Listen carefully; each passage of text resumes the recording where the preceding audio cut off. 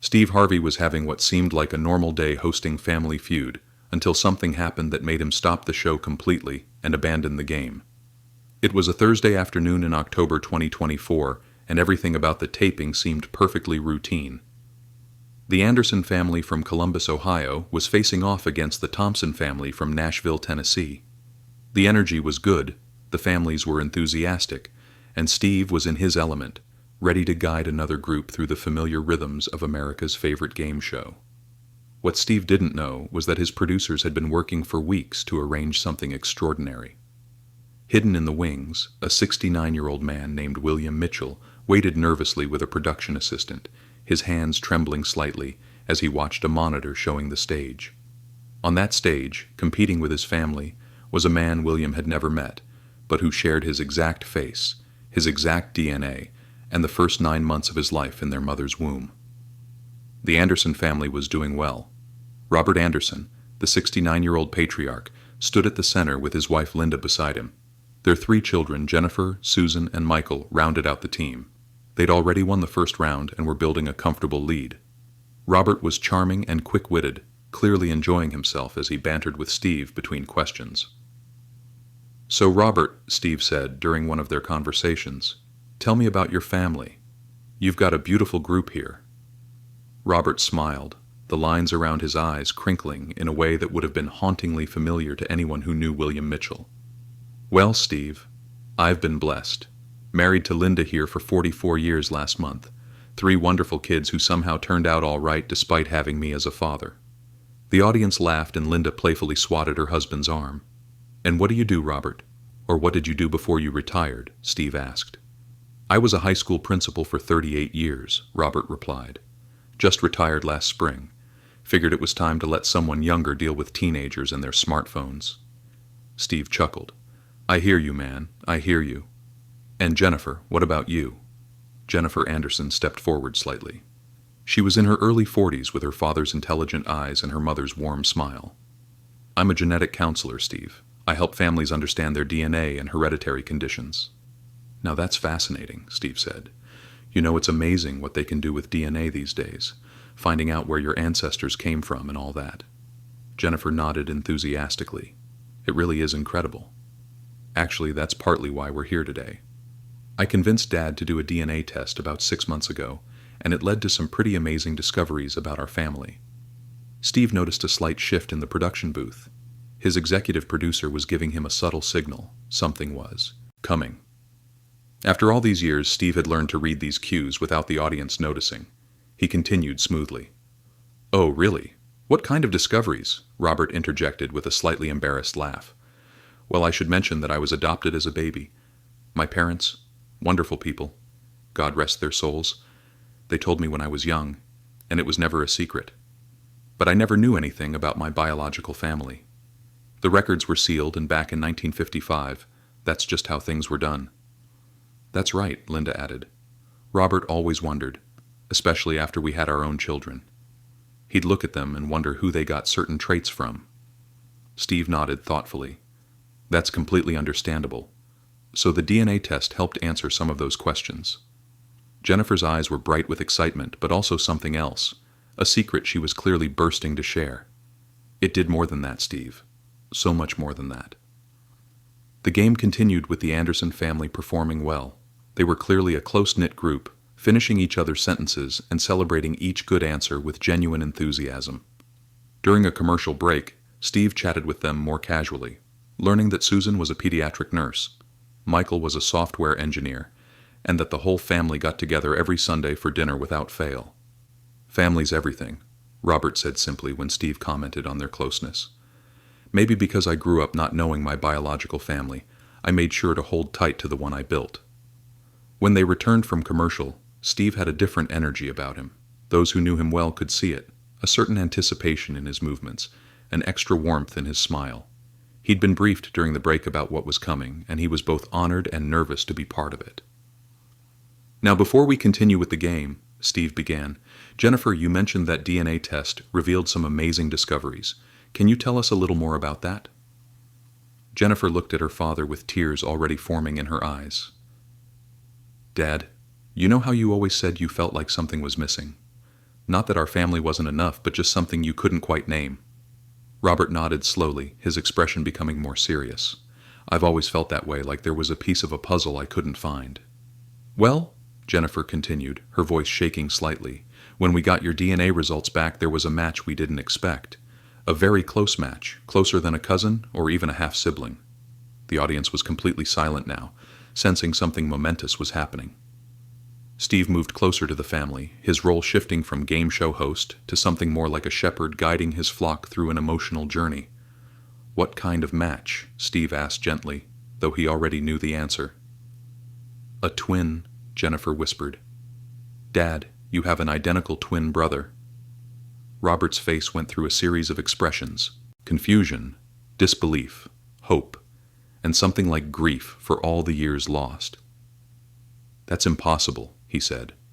My parents said I was alone. The adoption agency said my birth mother was young, unmarried.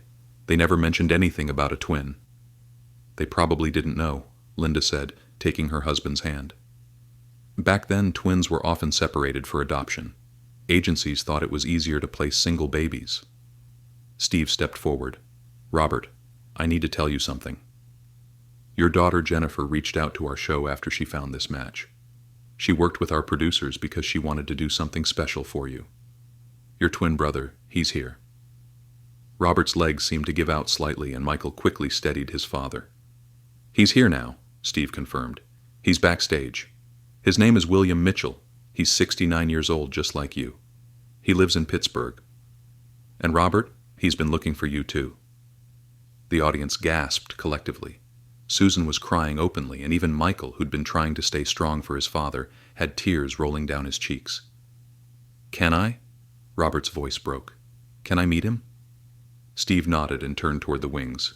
William Mitchell, come on out here. The man who walked onto the stage could have been Robert's reflection. Same height, same build, same way of walking with a slight favor to his left knee.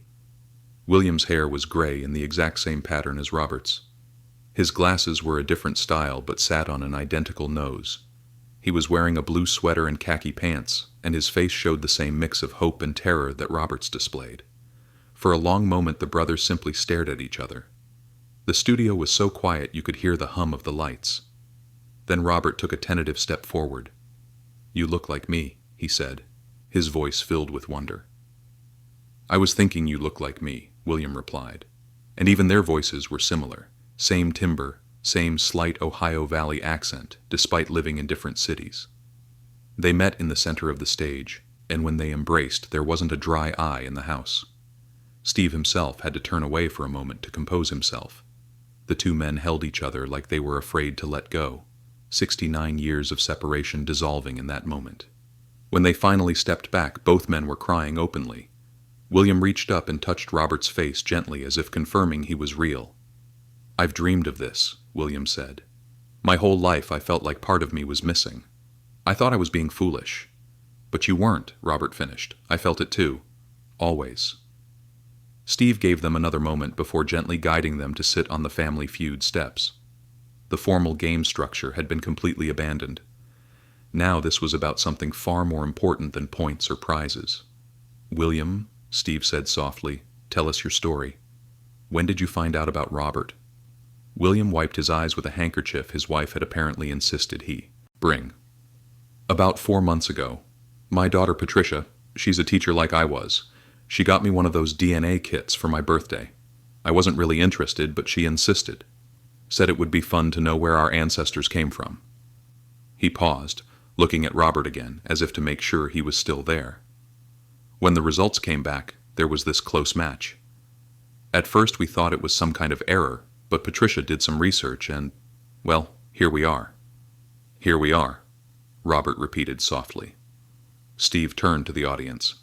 Now what you all don't know is that our amazing production team has been working behind the scenes to put together some information about these two men's lives. And what they found, well, it's going to blow your minds.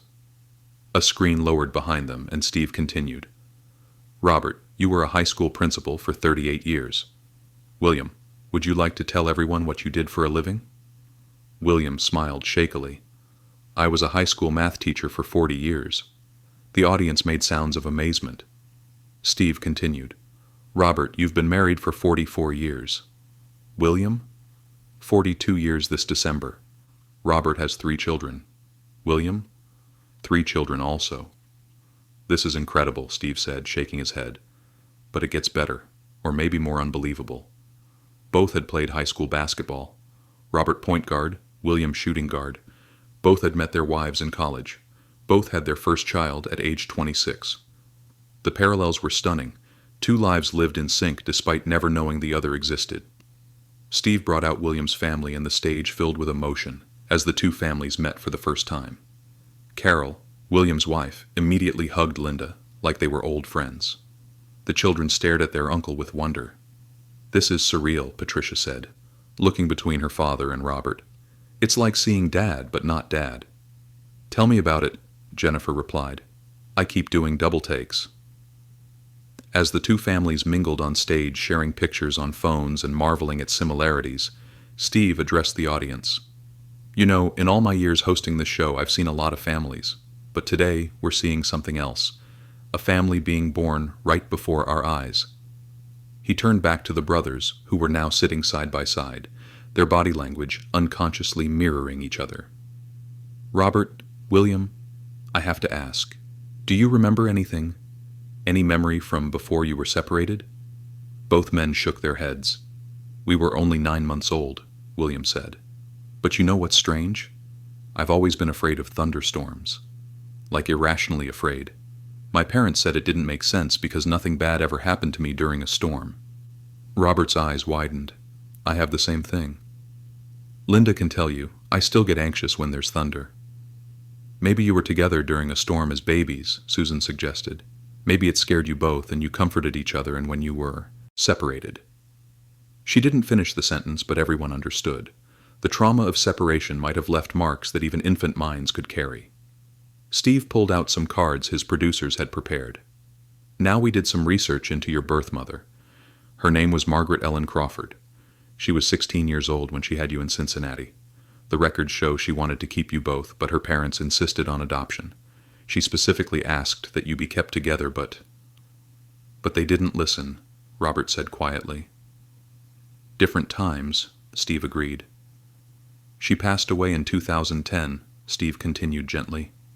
But we found her sister, your aunt. She's 84 years old and living in Florida. She sent this letter. Steve handed the letter to the brothers who read it together, William holding one side and Robert the other. Dear Robert and William, I've waited 69 years to tell you this story. My sister Maggie loved you both more than life itself. When our parents made her give you up, it broke her heart. She spent months in bed crying for her babies. She never forgot you.